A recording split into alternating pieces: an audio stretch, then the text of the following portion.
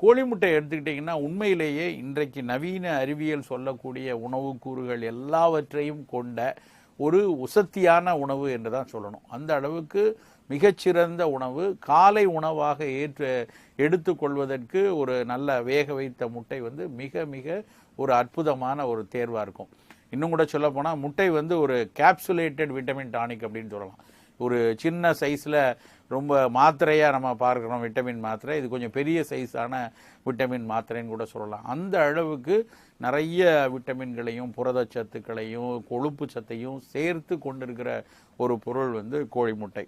உதாரணமாக எடுத்திங்கன்னா முட்டையில் வந்து உடனடியாக நமக்கு கிடைக்கக்கூடிய ஒரு விஷயம் முட்டையின் வெள்ளைக்கருல இருக்கக்கூடிய அதனுடைய புரதச்சத்துக்கள்.